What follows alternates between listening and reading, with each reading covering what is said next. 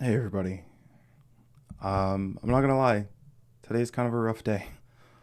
So instead of doing a conventional essay thing, I'm gonna play 10 minutes of Dorf Romantic. Welcome to Monday. Um, I now realize I need to put on a thing so that you can actually hear the game music. All right.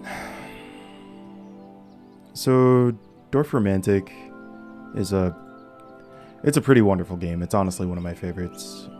When it comes to, hey, let's like slow down, take it easy type games, it is just a tile laying puzzle game. And you get more tiles. You lay them till you run out. You get points for placing things next to each other, and you make a kind of beautiful little space. Let me get myself out of the way real quick. Here.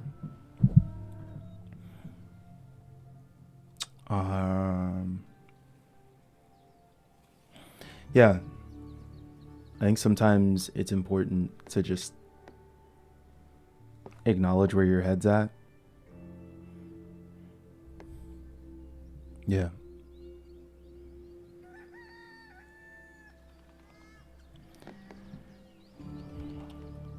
I generally try to, I guess, what do they, play through the pain.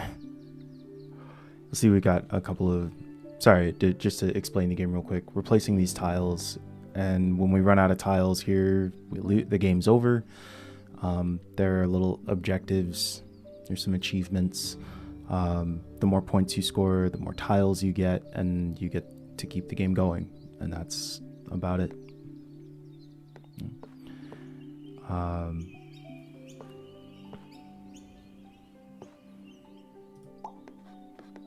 I don't know why the tiles are like different colors like this, but it's cool.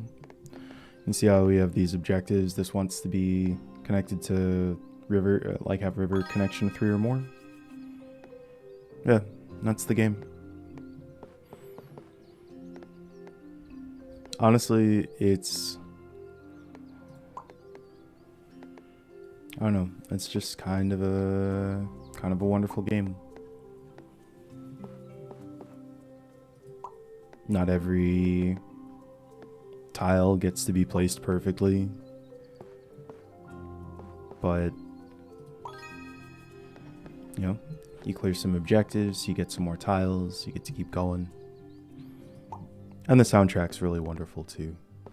That helps me a lot. My first instinct is always to try and, like I said, sort of play through the pain, right? It feels like the thing that one is supposed to do, quote unquote, when times are tough or when the energy is low, is to just like tough it out. I feel like I'm so used to having this feeling of like, well, I'm the reason that things are bad, or the reasons why I'm not getting a thing done or whatever, is just a pure lack of willpower, right? I'm not trying hard enough. I haven't learned or haven't proven myself resilient enough to be able to make whatever it is work or happen. And though I am trying to be better at giving myself credit and grace, because I know that those things are both important, I can also admit that I'm yeah, it's still very much working on it, I guess. So it's a little frustrating to, see and feel all of the frustration with what is happening in the world, and to slow down or stop I feel like I'm not, it makes me feel like I'm not strong enough, and that the way that I am not only not strong enough, but that I am not taking the actions necessary to become stronger, so to speak.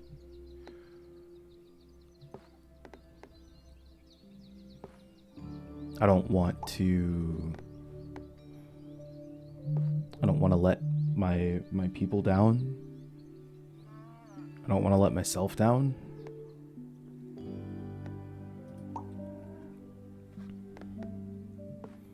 I want to believe that there's still more space out there, more opportunities to better the world.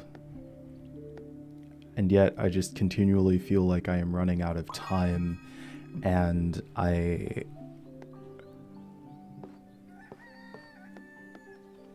don't know.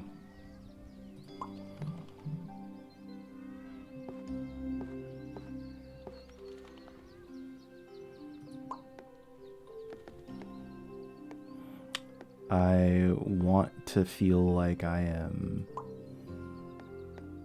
part of the quote-unquote solution. And I don't think you get there by running yourself ragged. I do think that you have to find ways to take care of yourself.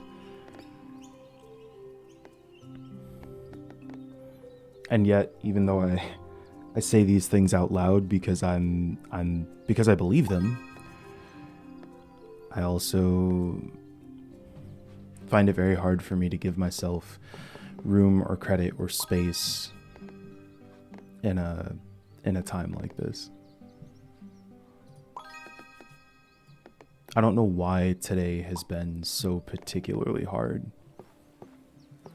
It just seems like there are constantly, like I'm constantly sad, I guess. And not even, I don't know.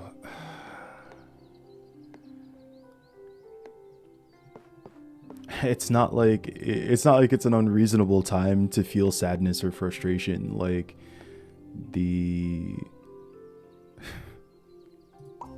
state of the world, right?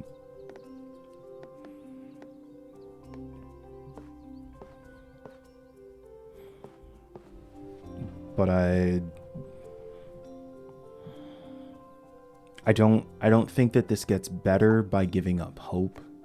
I don't think that I will. I don't think that it makes the change that I'm looking for to, to shut down. And so I'm trying not to do that, but we all have a limited amount of energy, I guess. And it feels like I am tapping this resource that I is not unlimited, but that I kind of need it to be. How are you supposed to get energy? They're like, oh, well, you get energy back by resting. And I'm like, okay, well, but I got shit to do right now. If I slow down, if I stop now, how will I, like, what space is there to, what happens while I am stopped?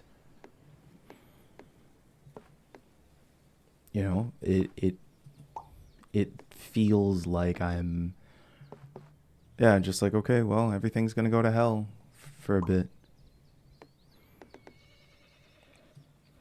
And that's a little bit of an exaggeration, right? Like, to assume or imagine that I am so influential or so connected as to, have things fall apart simply because I've stepped back, stepped out, whatever. That's, as I have seen stated on on the internet on occasion, that is a thought that is inherently anti-community.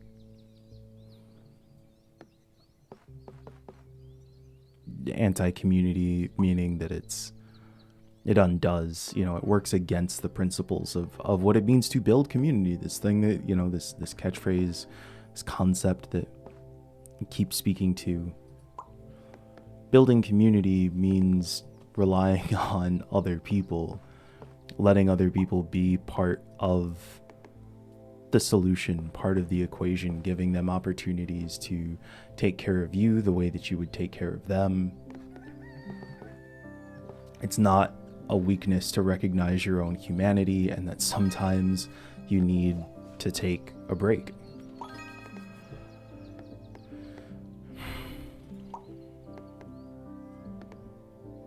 It's just being human. Recognizing your humanity, speaking to it, gives you the opportunity to hopefully recognize and speak to the humanity of others. I don't think that's something we're supposed to feel shame around. And yet I still do.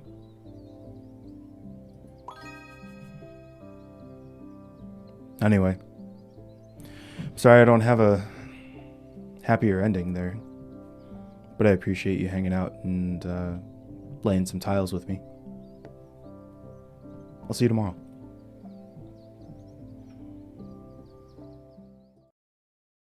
It's Wednesday, and I premiered last week's video today, which is almost a week late, but I did it, and it actually feels pretty good. I know this is like a little weird, meta, whatever, but I think it is really important to, I guess, to celebrate things. I was telling a friend not long ago that I don't really get the feelings of like the good job, successful, whatever feelings when I do a thing. I feel frustrated about whatever I hecked up, and then I feel maybe satisfied that I did the thing, but I don't necessarily feel good about it.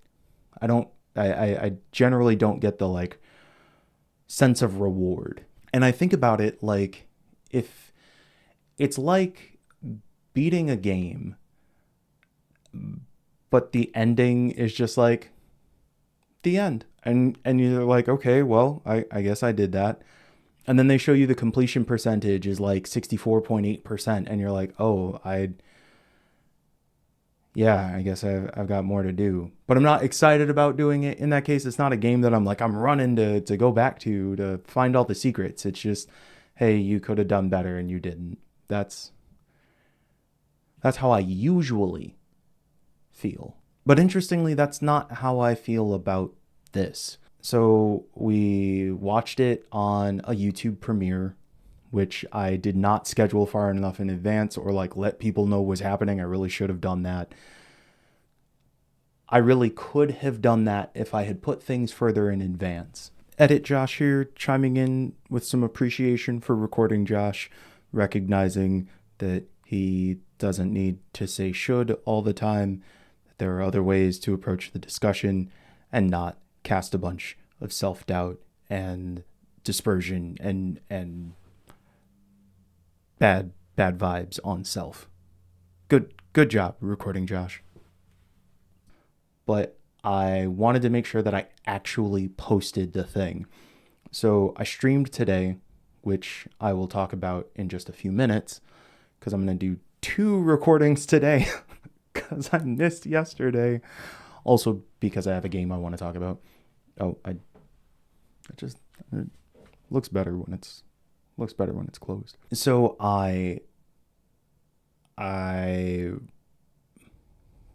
no, what was I talking about?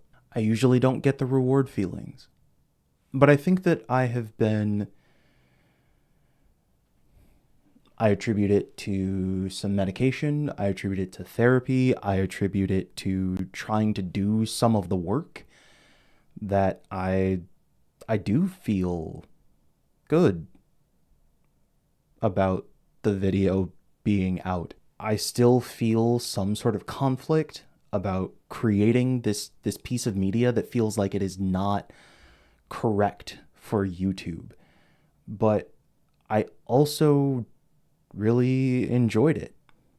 I listened to each of these different essays, and I was like, for the most part, I think I made some okay points. The one thing that I do wish, if you haven't watched it, I hopefully will figure out how to YouTube put a link right here, and you can click it, or you can click the link in the description, I guess. The one thing that I wish that I had addressed, that I thought about, like Edit Josh did think about. It's true. Edit Josh did, in fact, think about this. But I didn't put two and two together to actually say something about it, was in the Kwame Ture quote where he talks about the Million and More March, and he talks about the sisters are like, oh, there's there's gonna be a million brothers there, where I have to be. And the reason I think it's worth talking about is because, one, some not great, misogynist vibes there, right? When, for context, he talks about, how people can turn they turn an action into an event, and that event doesn't create the space or the motivation for organizing. It's just a thing that people get to say that they went and did when they're not necessarily doing a whole lot right now. Why am I talking about it? I can just put in the clip right here. We say the enemy will come and use mobilization to demobilize us. Many brothers and sisters who've been to the Million and More March will say to you, I was there. Well, what are you doing today, my sister? I was there.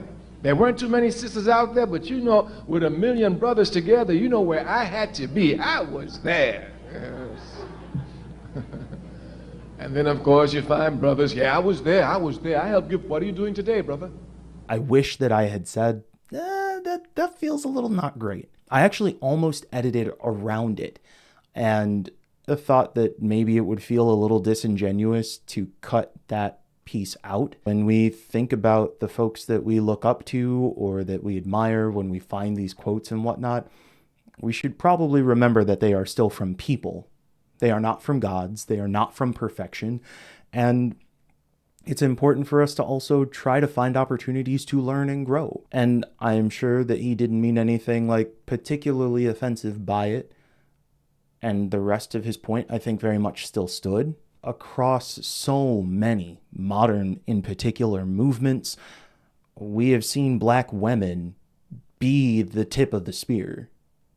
We have seen Black women lead the charge. We have seen Black women continually step up and be there when other folks aren't, and have done a significant amount of, they do a significant amount of the emotional labor, continual organizing. So I think that it is really justified to call that out and call attention to it, not to try and, cast a bunch of dispersions and throw away, or cancel Kwame Ture, but instead to recognize hey, these are the ways that we need to process the past and appreciate things in the past and carry them into the present with the context that comes from the knowledge and the experiences that we bring to the table. That's how we grow as a community. It's how we grow together, is to try and be better and speak to these things and recognize all the, Anyway, the other point is that it felt really good to watch it. All right, Edit Josh stepping in with a little transition help. This is getting back to talking about the reasons that I feel good about posting this video. I'm going to go get a sandwich. I thought that they were good things to talk about. And I had fun seeing Edit Josh pop up. Aww. And I liked I liked the little clip where the gameplay came in. Volume levels were a little weird. The video itself was kind of fuzzy. I got to figure out how to fix that. But I don't know. It felt good. And I'm really happy to have something to feel good about. I want to find these opportunities. I'm not trying to brag, but it was nice. And to the folks who were able to show up last minute to the YouTube premiere and chat with me in the chat while it was on, thank you for that. It felt really good. I was really happy at the end. So hopefully you'll be watching this on Friday, like Friday afternoon, Friday evening, something like that. And we'll be watching the premiere together. And right now we can throw a whole bunch of black and yellow hearts in the chat, because hopefully here's to week 2. I hope I made my point. I'm going to go back and watch this one and be like, you were making a point and you totally missed it. But that's okay. We got time. We'll see you on the next one. Costume change. I don't know. I felt like it would be weird to have 2 videos and they're like right back to back and I'm wearing exactly the same thing. And today I actually streamed for the first time in a while. I played Eternal Strands and I want to talk a little bit about it. For a little bit of context, Eternal Strands is an action RPG. Quick shout out to the folks over at Yellow Brick Games and Evolve PR for sending over their review key. It is an action RPG where apparently you fight real big bad bosses. There's a bunch of like environmental effects. There's fire, and you put out the fire with a big ice spell, and you can hurl things. We only got through the first couple of hours because I'm trying to do shorter streams. You can probably watch it using the link that I've hopefully figured out how to put here, or maybe a QR code, or maybe just click the link in the description. This means link in the description. It feels good to feel happy. I think that's why I have to keep doing this. It feels like moving in the right direction. So Eternal Strands, action RPG, really beautiful. I played it I played it a couple weekends ago and tried it just by myself and honestly didn't super vibe it. I felt like the controls were a little finicky. I just couldn't really get into it, and so I bounced. But I said that I would play it on stream, so I loaded it up today and I felt really different. I felt like I was able to get a little bit more of a handle on the controls, though still like locking on to an enemy in combat was a little strange.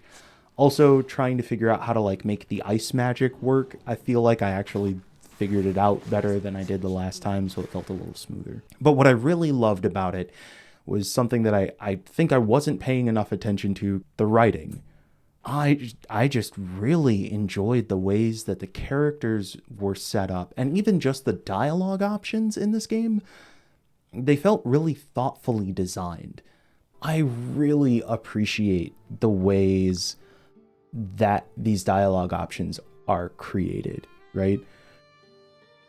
One, as we talked about before, instead of giving us the direct quote or the first sentence of what they're going to say, and we're supposed to kind of take from it what the conversation is, we're instead inside Bryn's head and thinking, what is the approach that we're going to take for this conversation? I also really appreciate that here we're acknowledging what's happening with Sev and even getting a little bit of the language, right? He's spiraling. Try to look on the bright side. He's scared. Sympathize with him. Or this is getting awkward. Deflect with humor. Like all 3 of these options are ones that you could use in any number of situations, right? And ones that we probably all have consulted at one time or another. I had a really clear sense every time I made a dialogue choice of where the conversation was going to go. Part of the reason is because the dialogue choices you were making were essentially you being in the main character Bryn's head and just deciding the sort of tactic of approach for the conversation, whether you wanted to ask about a particular person or whether you wanted to show compassion or say, this feels a little awkward. I'm going to try and deflect. Whatever it was, I didn't expect to hear a specific set of words in a specific order or think that that was going to happen. But even so, I still think that the dialogue itself was really thoughtfully written. Also, the voice actors, wonderful. But the cool thing in particular with the writing was seeing after the sort of big tutorial, or I should say like the prologue scene where we get to meet the characters, they have to run for their lives, and then they find themselves in the Enclave. There's this quiet moment where you get to talk to each of the different party members, and it felt like the conversations were actually pretty dependent on each other. The first conversation I had was with a woman who's a blacksmith. And then the second conversation I had was with a kind of wolfy dragon looking guy who was like, I'm kind of, seemed to be kind of depressed and worried. And I recommended that he go talk to the person I talked to the first time. I don't remember any names because I never remember names. I could have looked them up, but the point is to just do the recording, and you'll see them here when I stitch in the clips. Sav? This apprenticeship is turning into more than I signed up for. Oh, Bryn pressed back, like Sev, and now we find out that like Sev is just an apprentice, or is it that we're an? That is completely understandable. Yeah. We're all reeling. Yeah. You're probably right. Listen, I should get back to helping Sola. I was talking with Sola earlier. She is a great listener. Maybe talk to her about how you're feeling too? I wouldn't want to burden her. She'd be happy to help. I'll think about it. One of the big appeals of early choice-based RPGs, Fable, Knights of the Old Republic, Mass Effect, is that like, oh, your choices have an impact on the story, right? And the feeling was, oh, okay, I'm going to make this decision back here, and then I'm going to see the way that it gives me a different ending. That's all. That was always the focus, and it still feels like to a certain extent it's the focus, right? Here are the 27 different endings that you can reach based on the decisions that you make, the party members that are with you, the missions that you achieve or fail.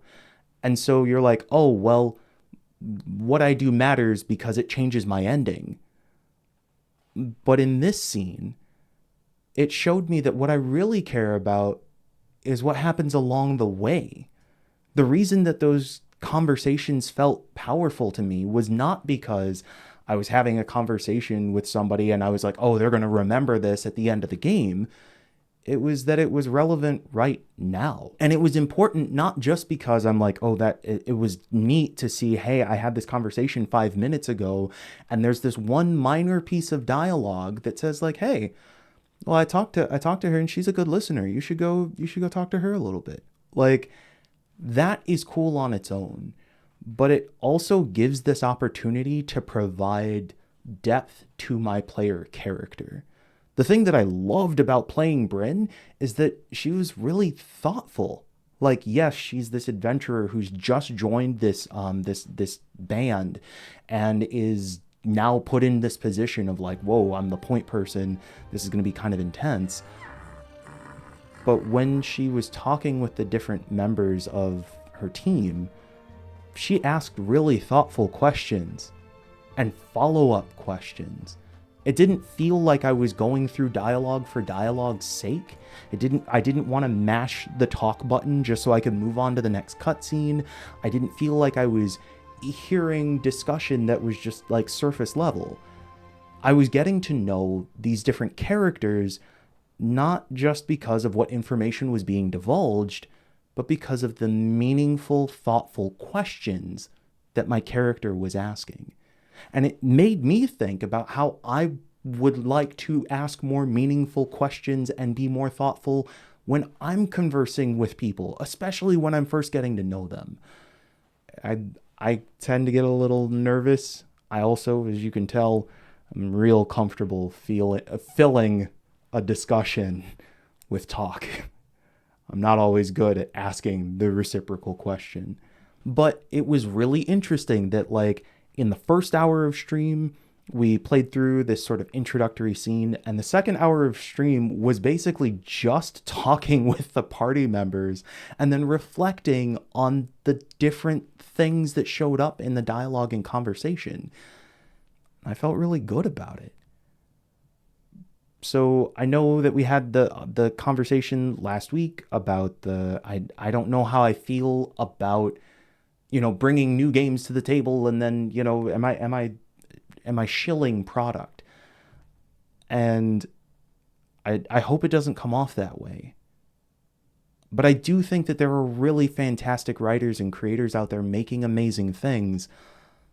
And if this is a way that I can help support that part of the industry and recognize that talent and those good experiences, I'm glad to have an opportunity to do it. And if you check it out, I hope you have a good time too. I hear that the combat can be a little challenging. I don't know because I haven't gotten far enough to find out. So be aware, but there is an easy difficulty you can play it on. So keep that in mind too. Anyway, it felt good to be back in stream, and I will probably be streaming more often in these sort of bite-sized chunks, these 2-3 hour streams in the future. So keep an eye out. And yeah, I'm gonna wrap because I'm over time, especially if I edit in some clips, which I hope I do. So we will see you tomorrow.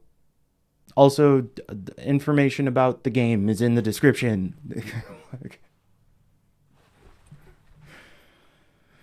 Oh boy. All right, so technically it's Friday, and because I didn't record yesterday, I'm recording twice today.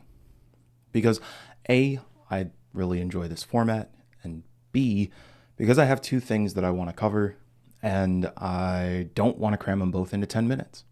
So let's get started with what I'll consider the more low, thoughtful note, introspective perhaps. And then I'm gonna let us out with a high note. That's a good way to go into the weekend, into the next week. I'm trying to figure out the whole like energy management thing, I feel like the last one ended on kind of a low energy. And though I don't feel like everything needs to be like, yeah, and happy, I also think it's really important to find and make spaces for joy. Let's go ahead and get to it. Part 1 / Thursday late. I've been excited about showing this work. I'm excited about this format. I think that there is something compelling, interesting about having these small little essays on different topics. And I also think that it does take some of the pressure off to not have to literally post them on YouTube every day. But handling the highs and lows is tough right now. I was talking to one of my housemates, and they were talking about, if I were a writer and I was working on my own schedule, I'd probably have to put together a, like they say all writers do, put together a regimented schedule where I write from this time to this time. And I I felt this sort of self-consciousness about, it's like, well, I'm a writer. I would consider myself a writer, and I'm certainly not on a regimented schedule.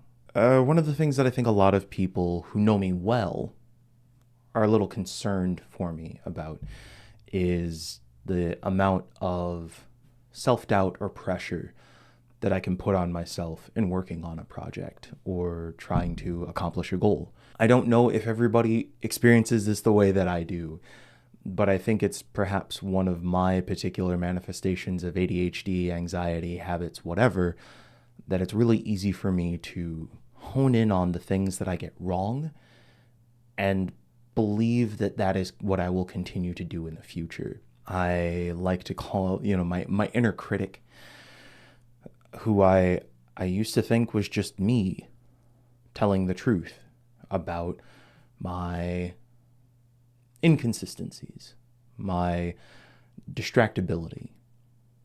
And I don't think I realized what ways that my beliefs in that manner became self-fulfilling. I think that there is a really broad world of possibilities out there. And if we are fixated on the things that can go wrong, or if we are fixated on the past, then it makes it harder to imagine a future that's different. This has felt really relevant to me, particularly as we go through a lot of our social and political upheaval right now. Obviously, these are not great times. It feels like every day there's some new executive order here in the States that is targeted specifically towards harming people in all kinds of marginalizations while making the rich even richer, cementing power in the hands of a small few who really only care about whether or not their personal loyalty tests are passed. Sure, we can keep some folks around, and maybe those folks can even look, however, have a variety of skin tones, so long as they're all willing to toe the line. And yes, historically, we can look at any number of different groups of leadership, authoritarians, whatever, and see some not great results. I am finding that the more that I focus on that sense of this is fulfilling the past, the more that it feels inevitable that other things that came after those events will happen as well. And that is not good news for me or my people, or for, I think, the broad scale of society. I have to focus my vision in two different ways. One is to go micro, to fixate more on what I call that me-sized influence, a video that I still need to finish editing and actually post. Trying to look more at the not just the things that I can affect change in, but the ways that people who are in maybe my same influence weight class make change. If I spend all of my time looking at Elon Musk, Donald Trump, even looking at folks who are seemingly doing good things, like J.B. Pritzker. These are still fights and ideas that are beyond my reach. They might be good to be aware of. Some of them might be good for helping me set goals. But I still find that the more that I fix my energy and my time towards consuming those stories, the less that I'm doing the things that I need to do. The other thing that I've been trying to do is to envision a good future and think about the steps that I would need to take to get there. Edit Josh here, and dial in, folks. This part's important. I think that oftentimes on the left, we can be so preoccupied with the idea of being correct, of looking at the data around us and coming to the next conclusion, that we forego faith. We forget to believe in ourselves. We sometimes forget that there is an entire world of possibility out there, that just because something has happened a certain way a certain number of times doesn't mean that it will again. That humans are absolutely amazing at seeing patterns, and sometimes absolutely amazing at inventing patterns. And that sometimes our desire to find that pattern means that we create a pattern and go down a path of destruction. It's hard to not think about conspiracy groups like QAnon. And I recognize that desire to find the pattern, to make the prediction, it oftentimes comes from a place of fear, not from a place of hope. So as I go through my personal highs and lows, I'm trying to figure out how can I keep my view tight and focused, and how can I keep it oriented towards hope. I'm not always going to be able to take action. I am really exhausted, and I imagine I'm not the only one. Being able to talk about games and being able to talk about all the other things that are important, like this is a marathon.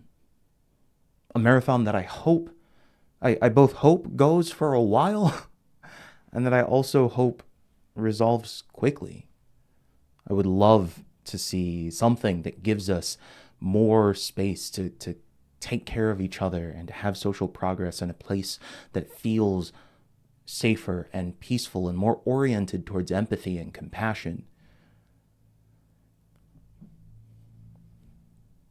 I don't know if that's where things are going. But I'm going to put my vision towards the good, because I think that's how we continue to make the better. Hey, Edit Josh, full video here because I think I want to add one really important point.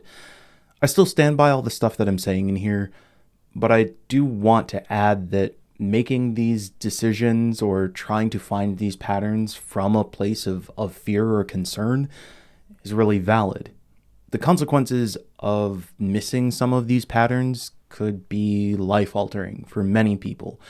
And so I do think that it's really important for us to be paying attention, to try and connect the dots, to try and show other people, hey, by the way, when this happened in the past, it resulted over here and that was not good.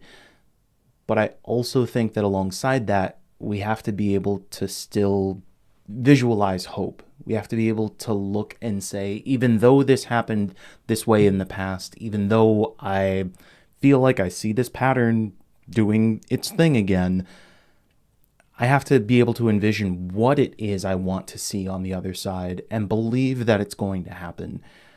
I'll probably do something on this talk in next week's stuff, but yeah, I just wanted to make sure that I called that out because yeah, it's a lot out there and I think we're all doing the best we can.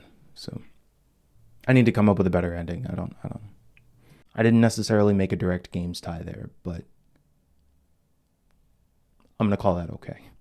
Now, I think this one's about time, so I am going to costume change real quick, and it's relevant to the next thing. I said I was going to, I actually think I ended on a little bit of hope. I think that was okay, but I have a cool thing that I want to share, and yeah, it means a quick costume change, so hold on a sec. Ooh, I should do that. I should do that as the transition, like they do on TikTok. Okay. I have no idea whether or not that's going to look good in post. I'm trying all kinds of new things with Intelligame Weekly. I switched over to this shirt because today I'm unboxing a little thing here to celebrate the end of the week. I got a little influencer package from the folks over at Ivy Road. They've got a new game coming out called Wanderstop. It's coming out on Tuesday. And it's made in part by some fantastic Intelligamers, Alex, Dirtbag Boyfriend, also the wonderful Jenny Wyndham, Kim Chica, and a number of other really, really cool people. I haven't played the game yet, but a number of good Intella friends have, so I'll try and find a Let's Play or two and throw them in the description. But the reason that I changed into this shirt is because it's tied to a little story that I've told on stream a couple of times, and I'm going to tell the short version of here because I think it's really important for us to have a sense of the impact that we can have on the people around us, even if we're not super powerful. This shirt, this kind of like work shirt, is from a game called Pacific Drive. It released early last year, and it's a cool survival action game where you drive this like station wagon through a paranormal Pacific Northwest, and you're discovering some mysteries while you're also customizing this like wild station wagon. It was a really cool game made by some neat people. So like a big shout out to the folks over at Ironwood Studios and Kepler Interactive. This is a Jenny Wyndham story in particular though. So Jenny's been a good friend, a long time Intelligamer, but also was working in influencer management for Kepler. And so when Pacific Drive came out, they shipped out some little gift kits to different folks to help spread the word about the game. I've always been really proud of the work that we do with Intelligame. I think that the kinds of commentary and discussion that we have are unlike most any other stream. And so I have a lot of pride in that. But when it comes to the sort of like influencer recognition part of the game, not only do I not do a lot of marketing, but our community is a little smaller. So it sometimes can be hard to get some of the recognition from some of the folks out there. And yet, the folks over at Kepler, including Jenny, felt like it was important to send an influencer kit over to me at Intelligame. So I'm opening this box and I don't know what's in it, and it turns out it's a toolbox. Like, it's a legit red go put a hammer in it toolbox. Hold, I'll show you.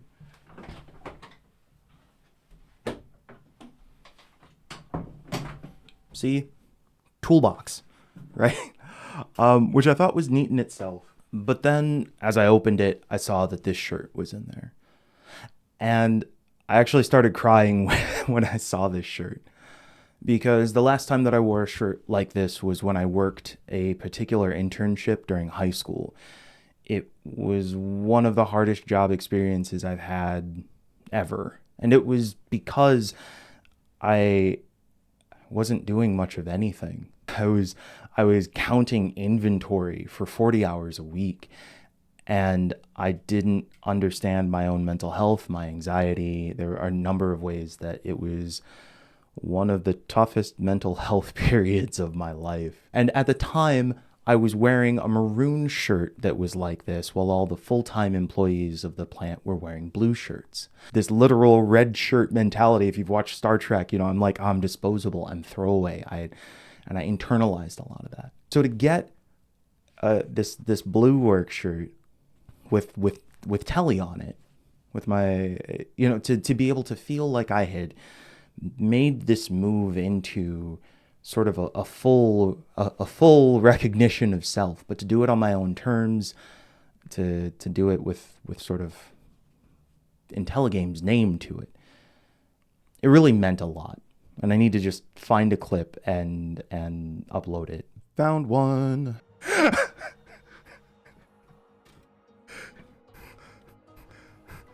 Do you see that?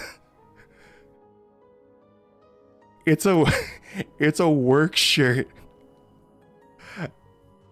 And it says Telly on it.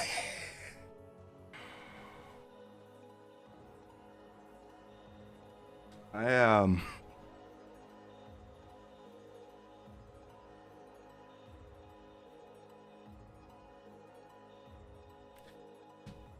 Okay, hold on. I need a second.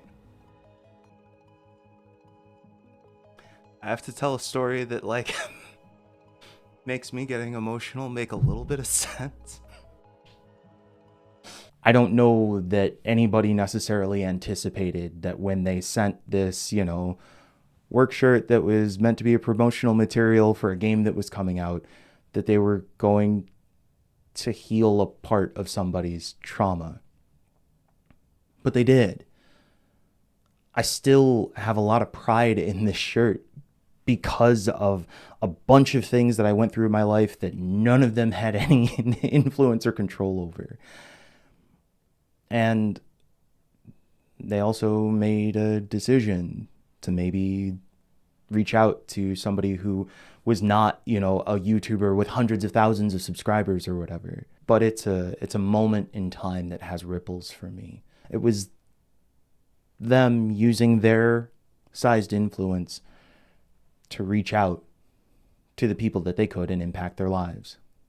And they impacted at least one, mine, in a way that was far larger than I would have anticipated. I tell this story because I'm opening another Jenny influencer kit, and so I think that's a cool introduction to show why I think this is important to me, but also in hopes of convincing you that the things that you do for the people that you care about, the ways that you take chances on people who you think are doing something really positive and you give them that moment of recognition in ways that you can,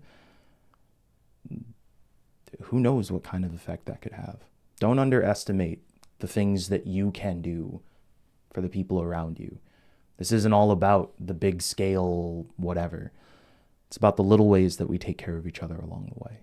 Yeah, all right. One more time. People in the back, they might have not been paying attention. Do it again. Recording Josh. Hit him one more time. Don't underestimate the things that you can do for the people around you. This isn't all about the big scale whatever. It's about the little ways that we take care of each other along the way. So with that said, I know I'm going to run over time because I'm already at like 8 minutes. So let's go ahead. Let's call this a bonus segment, and let's open up this Wanderstop box. Okay, so I have been asked to handle this box with care. It is fragile, must be French. A big shout out to, again, the team over at Ivy Road and Jenny, Alex, Carla. Yeah. I don't know what's in here, but I'm excited to see. I hope you folks are too. I don't know how to really open this well on camera. I did start by opening the other parts so that it wouldn't be awkward like it is right now. Not getting distracted. Let's open this. I didn't open it enough. I'm stuck. So, in our box we have paper. We love a good paper. Oh.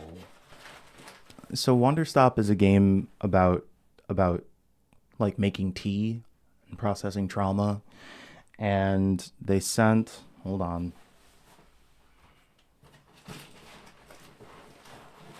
So they sent this little box here that looks like a box that you would keep tea in.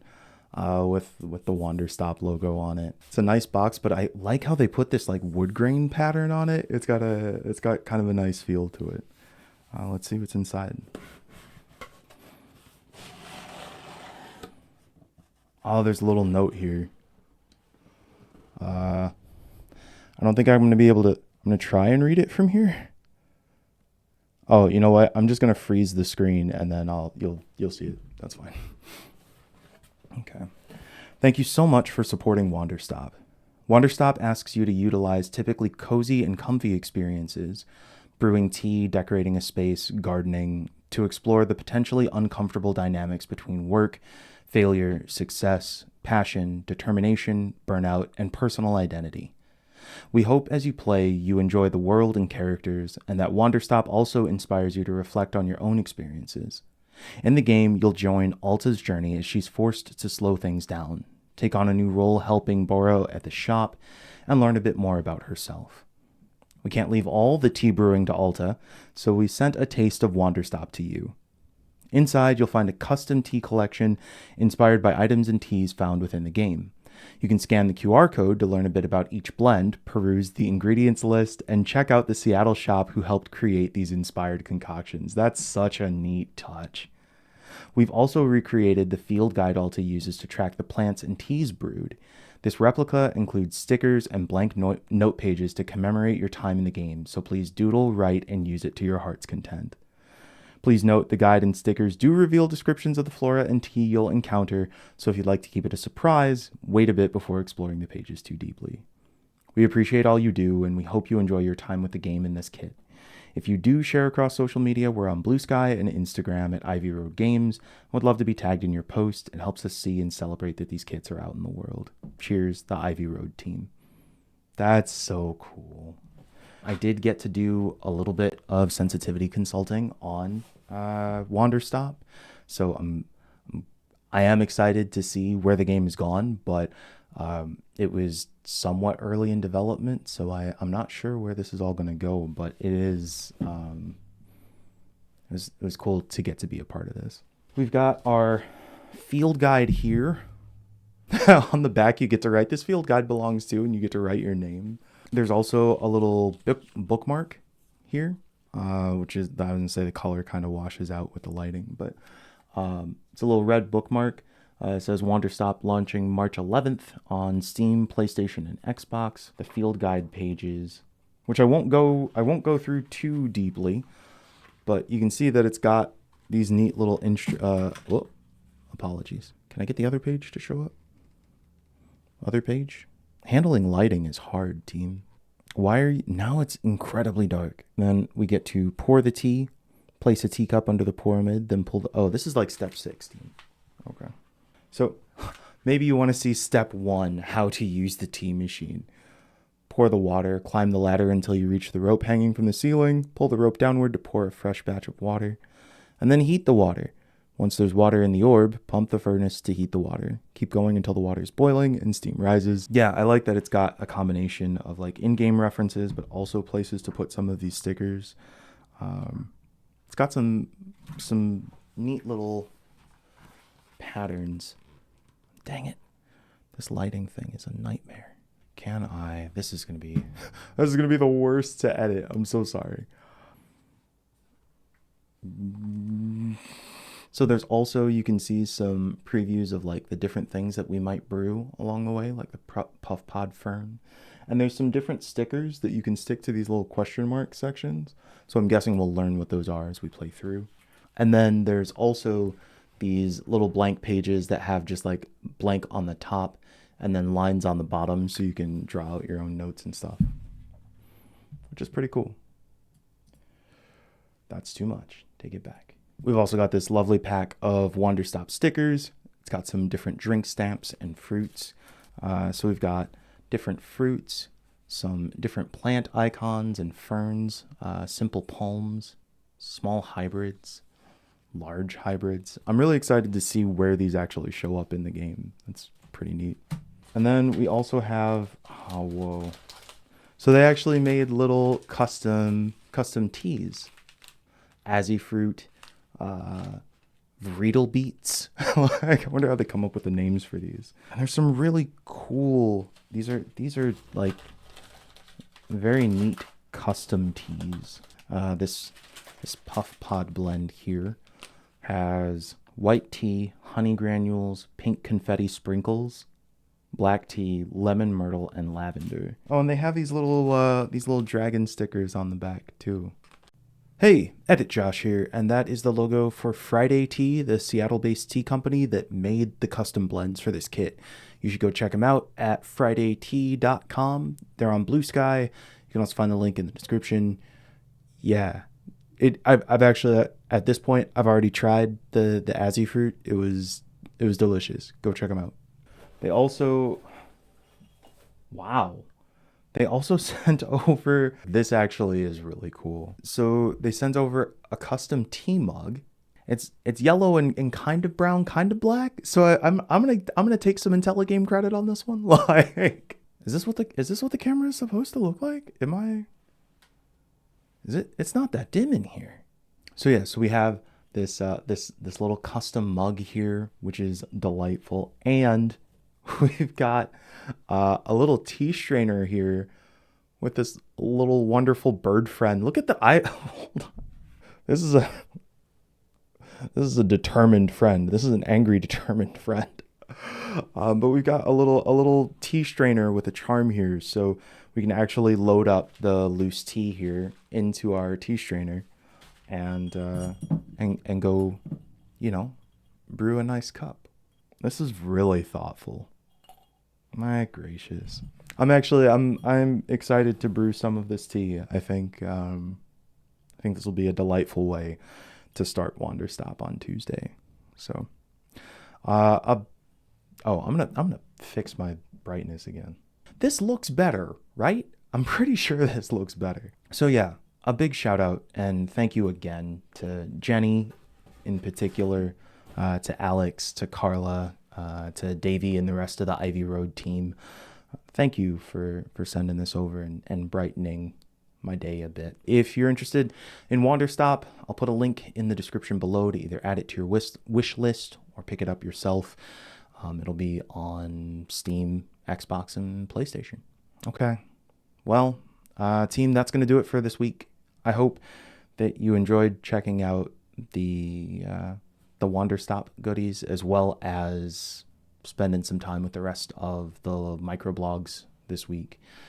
If you're enjoying the format, I would encourage you to let a friend know. Like, genuinely, the best way that you can help right now is to share the video out and, you know, help people like and subscribe and all that stuff. Patreon.com/Intelligame. For just a few bucks a month, you can help keep the lights on here. I've got some plans to retool a bit of the Patreon, but I do want to say a special thank you to the folks who have helped make this possible so far. Ideally, I have figured out how to edit, and you're seeing names run through the credits over here. I think that's the plan. You can also catch up on Twitch, twitch.tv/Intelligames, where we do our live streams. This past week, we did a stream of Eternal Strands, which was great. I'm planning on doing some of those smaller kind of, check out and discuss streams in the future, so make sure you swing on by. We will see you next week with more Intelligame Weekly. Keep your eyes up, keep your hearts open, and keep Intelligaming. We'll see you soon. Oh boy, that was too long. Too long. Take it back. So oh no, what was I talking about?